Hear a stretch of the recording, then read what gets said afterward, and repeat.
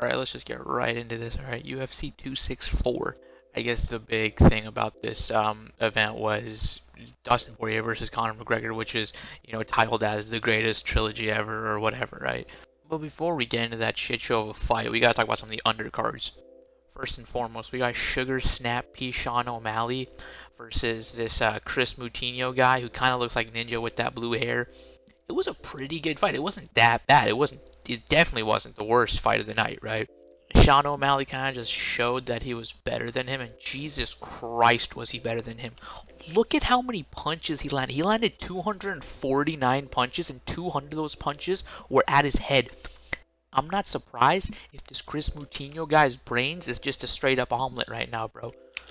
The ref ended up stopping the fight like 30 seconds before the final, bell. A lot of people on Twitter were talking about how it was an early stoppage, but the guy Kris Moutinho ate like 200 punches to the face. Like, it wouldn't have mattered anyway. The guy's head is just scrambled eggs at that point, right? Right, and like all the respect really at the end of the fight on Twitter at least was mainly towards Moutinho and how he ate all those punches, and he did. He ate those punches. He ate a Thanksgiving spread full of punches. Like, he ate all that. But I guess like the more impressive thing is that Sugar Snap P. Sean O'Malley over here landed 250 punches and missed like 60. Like that, that's like what 80% of his punches landed. Like, that was crazy. Great performance from him. Rest in peace to the Kris Moutinho / Ninja guy's brains. Though, free him. Next fight is the bantamweight fight. It was Irene Aldana versus Kunitskaya. I don't really know if I'm pretty sure I'm saying that right. It was Aldana knocked out Kunitskaya in the first round. It was cool, but like, you know what? Honestly, like, looking at the rest of the card, just gotta be honest. The first fight, honestly, looking back at it now, is probably the most eventful fight. Like, it went all 3 rounds. It was great. The second fight, this bantamweight fight, it was cool, right? They were both going at each other, but at the end of the day, right, Aldana just landed that, like most fights go. She just landed that significant punch, and it got Kunitskaya to the floor. And after that, it was just ground and pound till she gave up, right? Next fight, Tuivasa versus Greg Hardy. This fight and the first fight were probably the best fights, and this fight, like, it wasn't even like a great skillful fight. It was just a pure theatrics from this New Zealand guy, Tuivasa. I'm not gonna lie with you, I never heard of him before. After this, I'm a huge fan because he's a funny guy. Tuivasa walked out to Spice Girls Wanna. He walked out to a goddamn Spice Girls song, completely redefined the definition of entertainment and theatrics. Additionally, he knocked out Greg Hardy in 1 minute with a counterpunch, and then proceeded to get on top of the fence in the octagon. He got on top of the fence and started drinking beer from a random person's shoe. On top of that, as he was walking back into his locker room, he kept on like grabbing random people's shoes that he saw, like as he was walking back, and drinking beer out of their shoes too. The whole thing was kind of crazy, but it was also awesome, and I am now officially a Tuivasa fan.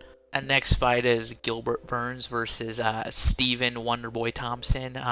This was like probably the most uneventful fight. I mean, it went all 3 rounds. It was a decision. Gilbert Burns won, but like the whole fight was kind of just boring to watch. For the first like half of the first round, they like didn't even hit each other, and then like throughout the rest of the match, they were really just hugging, man. They were just making love on the floor. But it's cool. Gilbert Burns clearly was the more dominant guy, had the more takedowns, but other than that, it was a pretty uneventful fight, man. Now for the main event, right? The famous trilogy fight.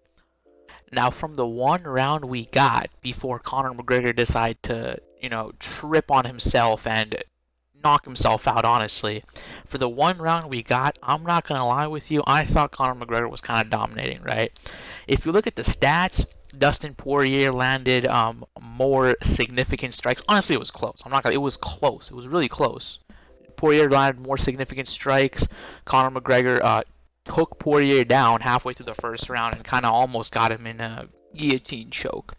Honestly, it wasn't even. He tried to get him into 3 different guillotine chokes, and Poirier, honestly, he slid his way out of all of them. He tried to Conor McGregor first tried to like guillotine choke him while he was standing. Poirier slid out of that, then took him to the ground, tried to guillotine choke him again. He slid out of that again, tried to do it again on the ground, slid out of that again. Like that whole time, like Conor was kind of controlling the fight, right? But then also there's the argument that when Poirier got out of the guillotine chokes, and even before the guillotine chokes, he landed some pretty significant strikes. Honestly, that first round was really close.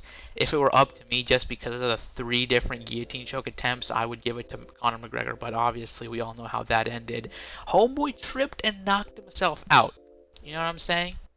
But yeah, he should, in my professional opinion. I'm not a doctor, but he should rub some proper 12 on that ankle, and he should be fine in like a week, bro. All in all, it was completely uneventful.